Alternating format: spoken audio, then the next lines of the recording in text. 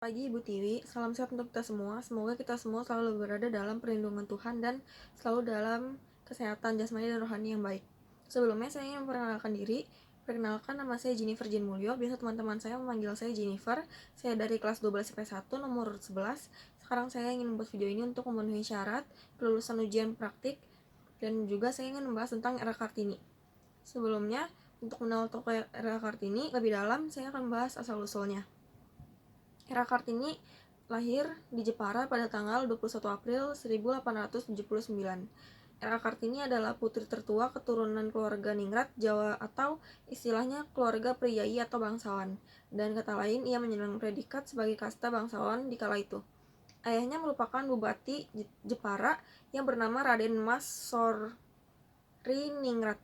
Sedangkan sang ibu bernama M.A. Ngasirah, yaitu putri anak dari seorang guru agama di Tuluakur, Jepara. Sang kakek Pangeran Aryo Tjodro Negoro IV adalah sosok cerdas yang diangkat menjadi bupati di usia 25 tahun. Era Kartini begitu mengidamkan persamaan derajat antara laki-laki dan perempuan. Era Kartini ingin menunjukkan jika perempuan tidak hanya konco wingking, yang artinya adalah perempuan bisa berperan lebih dalam kehidupan berbangsa dan bernegara, terutama di bidang pendidikan. Perempuan juga bisa sekolah setinggi-tingginya dan menuntut ilmu tinggi-tinggi. Era Kartini yang berusia 12 tahun menempa pendidikan di sekolah mentereng pada zaman kolonial Hindia Belanda di Indonesia.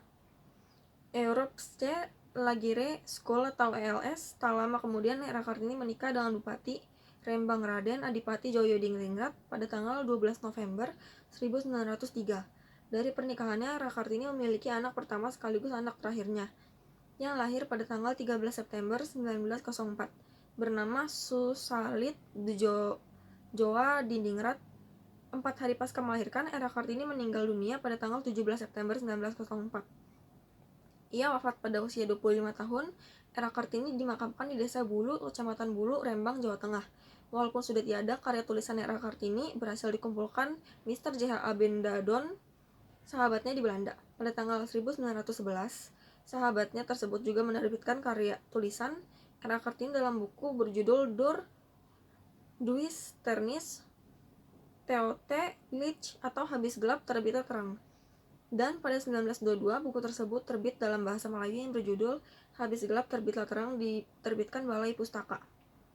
Era Kartini berjuang walaupun tanpa memanggul senjata, tapi dengan daya pikir, gagasan, dan ide-idenya mampu mengangkat derajat atau martabat wanita ke kedudukan yang tinggi dengan pria. Era Kartini juga memperjuangkan bidang sosial, hukum, serta khususnya pendidikan.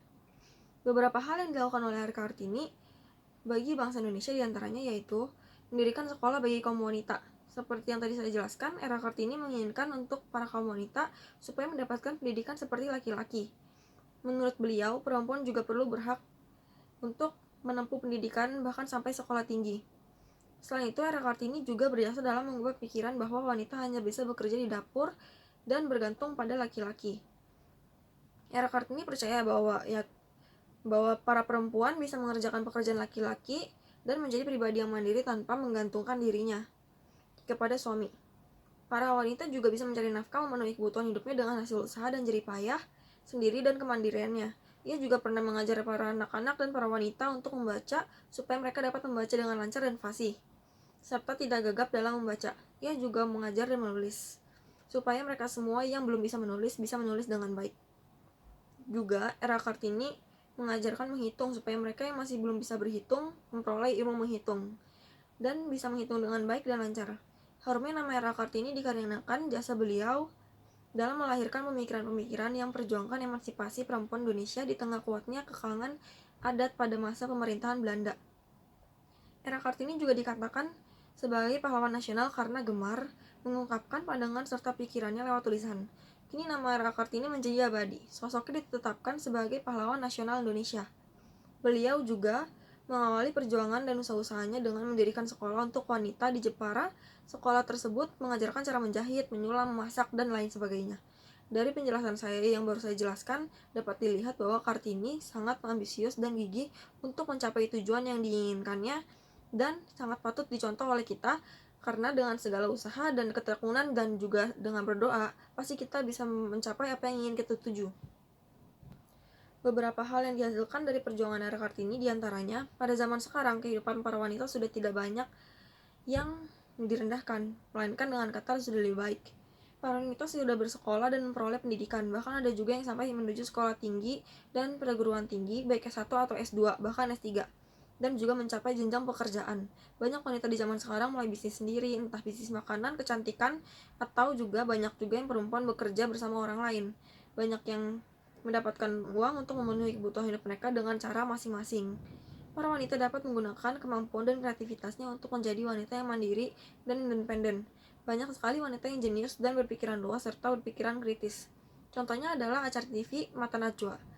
Ia adalah salah satu contoh wanita yang bersikap dan perilaku dan memiliki pemikiran yang luas serta kritis dan berwawasan yang luas. Hal itu membuktikan bahwa bukan laki-laki saja yang bisa melakukan hal seperti itu. Walau di zaman sekarang masih ada beberapa orang yang memandang remeh kepada perempuan, contohnya saat perempuan berjalan di trotoar atau di jalanan, ada saja beberapa gerombolan laki-laki yang iseng menggoda perempuan itu. Banyak juga yang masih berpikir bahwa perempuan memang tugasnya di dapur saja, mencari nafkah dan sekolah tinggi cukup menjadi kewajiban laki-laki. Namun jika orang dulu itu pada setuju dengan opini itu, tidak dengan orang sekarang. Orang sekarang mungkin akan beranggapan dan merespon orang yang beropini seperti itu dengan jawaban, kamu mau mencari istri atau mencari pembantu? Atau juga ada yang beropini, pekerjaan rumah seperti mencuci piring, mengepel, mengelap meja, dan sebagainya adalah hal basic yang seharusnya bisa dilakukan oleh semua orang, baik perempuan atau laki-laki, dan itu juga bukan hanya kewajiban perempuan saja. Dan saat sekarang ini, sekolah juga banyak diajarkan tentang kesetaraan gender. Ajaran tersebut berisi tentang kedudukan laki-laki dan perempuan yang setara dan tidak bisa dibeda-bedakan. Memang dalam faktor biologis, laki-laki jauh lebih kuat fisiknya dan lebih kekar dan bisa melakukan hal berat. Namun, beberapa perempuan juga ada yang bisa melakukan hal-hal berat seperti mengangkat galon, mengangkat beras, bela diri juga termasuk hal berat. Dan juga dalam bidang olahraga, bukan hanya laki-laki saja yang bisa bermain basket, bermain futsal, bermain volley, namun perempuan juga bisa melakukan olahraga seperti itu ataupun bela diri.